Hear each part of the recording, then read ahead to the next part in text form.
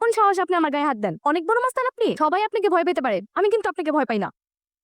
তুই এটা কোনো কাজ করলি? কিছু বখাটে ছেলেরা তোকে বাজেভাবে টাচ করার চেষ্টা করছিল, আর আলী ভাই এসে তো তোকে তাদের থেকে বাঁচানোর চেষ্টা করছিল, আর তুই না জেনে না বুঝে তার গায়ে হাত তুললি। কাজটা তুই একদমই ঠিক করলি না। এই যে শোনেন, আমরা এখানে আপনার বিরক্ত করার জন্য আসিনি, আমরা এখানে রেগুলার আড্ডা দেই, তাই এখানে বসছিলাম আর কি। এই চল। প্লিজ প্লিজ, আমি আপনার সাথে একটু কথা বলতে আসছি। সেদিন আমি না জেনে না বুঝে একটু বেশি বলে ফেলছিলাম। আসলে আমার টাইমিংটাই খারাপ, সব আজে মুহূর্তে আপনার সাথে দেখা। পুরো ব্যাপারটাই মিসআন্ডারস্ট্যান্ডিং। আপনার মনটা আসলে অনেক ভালো। আচ্ছা, আপনি পড়াশোনা করেন না? বাবা মা থাকলে হয়তো করতাম। সরি, আমি আসলে জানতাম না। আপনার পরিবারে কেউ নেই? আমার কোনো পরিবার নাই। আমি আসি তাহলে।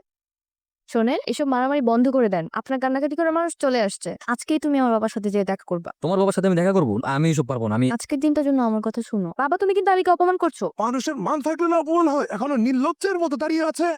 আলী, দাঁড়াও, একটু বোঝার চেষ্টা করো। আমি আগেই বলছিলাম কোনো কিছু হবে না। না হলে বাড়ি ছেড়ে দিব। বাড়ি ছেড়ে দেবো মানে কি বলতেছিস সব? তুমি একটা ভালো চাকরি বা ব্যবসার ব্যবস্থা করো। আমার একটা ব্যবসার ব্যবস্থা করে দাও। তোমার তো অনেক জায়গায় হাত আছে, কারোর একটা চাকরি ম্যানেজ করে দাও। হঠাৎ আজকে চাকরির কথা। আমি যা কইতেছি সব জ্ঞানেই কইতেছি। তুই দিনে একটা মায়ের লেগা তুই আমারে ছেড়ে দিবি? দাদা আমি তোমার একবারও কইনি আমি তোমার ছাইড়ে দিতেছি। তুমি ছাড়া এই দুনিয়াতে আমার কেউ আছে কও? আপ কও, মা কও, পরিবার কও, সবকিছু কইতে আমি তোমারে বুঝি। আমি তোমার ছাইড়ে যেতেছি না দাদা, আমি সবসময় তোমার লগে আছি। আমার বিষয়টা একটু বুঝবো না? আচ্ছা ঠিক আছে, তুই যেটা ভালো মনে করস। চলো বিয়ে করে ফেলি।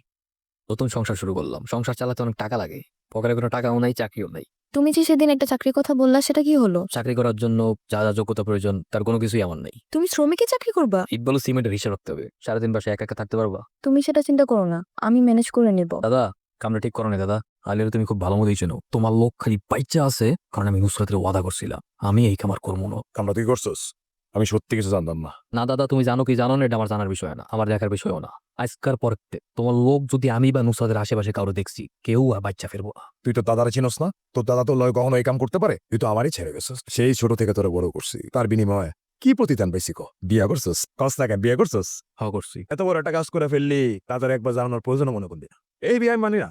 এই বিয়ে হবে ধুমধাম করে, বড় করে, একদম সুন্দরভাবে আয়োজন করে। তোর দাদার একটা সুযোগ দিবি না? চলো আমার আরে আরে আরে কি করতেছস? মানে বুঝলাম না, ওরা ধরছস কেন? কাছে এভিডেন্স আছে, প্লাস অ্যারেস্ট ওয়ারেন্ট আছে দাদা। ওরে ধারানি তো আমি নিশ্চয়ই করে ষড়যন্ত্র হইতেছে দাদা। আমার আজকে বিয়ে, আমি মায় চল, তারপরে প্রমাণটা বুঝে না দাদা। আর দাদা তুমি কি আবার বিশ্বাস করতে পারতেছো না?